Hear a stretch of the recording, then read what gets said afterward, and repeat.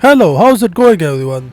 I just want to say that this was a really great chapter of One Piece. So without further ado, let's get right into it. First, of course, we have the cover story, where we just get a look into the mysterious hideout from last week's cover page. And if for some reason you didn't already know that this hideout belonged to Who's Who, then here's just further confirmation for you, I guess. There's not really much to go off of in this cover page, so let's just move on to the main chapter now.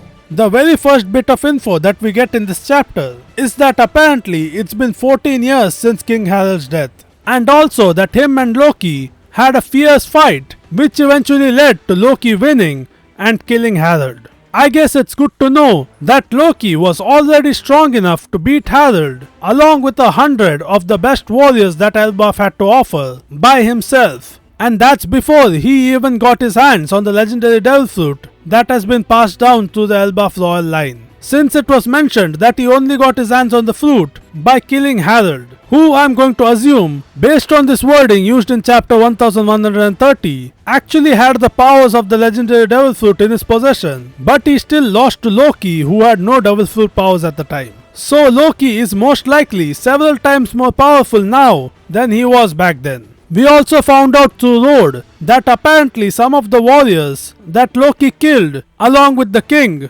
had some ancient giant blood coursing through their veins. He also mentions that there are no longer any pure blood ancient giants in the world. So I guess Little Rose Jr. either isn't a pure blood ancient giant or Road just doesn't know about him, which is also a possibility, I guess. We also found out through him that King Harald, and by extension Loki and Hajrudin, are also descendants of the ancient giants. So I guess that means that those horns on Loki's head are not just a part of his helmet, but rather they are actually horns. We also find out here that King Harald ripped out his own horns because he didn't want to be associated with the ancient giants since they represent an era of war. Also, apparently Hajrudin was Harald's son from a previous partner before he married the queen, and that Hajrudin's mother wasn't allowed to be the queen because she was from another giant nation. Lord even goes so far as to say that Elbaf giants believe that giants from other nations will tarnish the blood of Elbaf. Which is interesting because, as we know, Saul is also from a different nation of giants. And yet he is not only being allowed to live in Elbaf, they are even letting him be responsible for the education of the kids that represent the future of Elbaf. So either there is some sort of reason they are making an exception for Saul, or maybe that just goes to show that things have already started to change in Elbaf and they have started to become more accepting of other giants. Although things must not have changed too much, because as we find out in this chapter, Hajrudin's dream is to become the king of all giants and unify them under the same umbrella in order to achieve true unity between all the giants in the world. Now moving on to the second half of the chapter, we get a continuation of the interaction between Loki and the Holy Knights from the last chapter, where we see that the Holy Knights have given up on verbal negotiations with Loki and have now resorted to physical persuasion. In this part of the chapter, we get a confirmation that Gunko's powers are in fact a result of eating a devil fruit,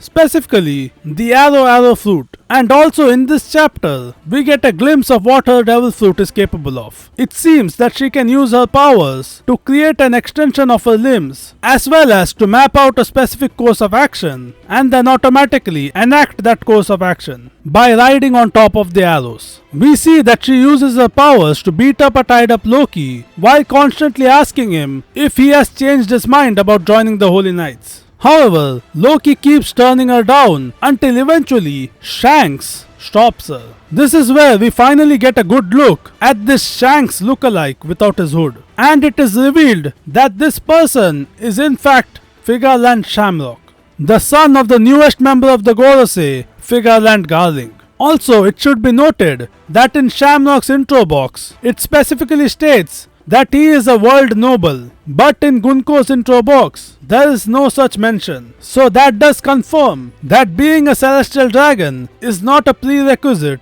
to be a holy knight, which I guess we could have already guessed based on the fact that they are inviting Loki to join the order, but it's good to know that it's not just some special exception in Loki's case. It should also be noted that Gunko speculates that Loki's refusal to join the Holy Knights might be some sort of religious thing. So I wonder if that will tie back to something in the future, but I guess we will just have to wait and find out. And finally, we end off the chapter with Shamrock saying that they should change their tactics by first contacting Marijoa. And then he also states that their goal in coming here is to bring the kingdom of Elbaf under the command of the world government, once and for all.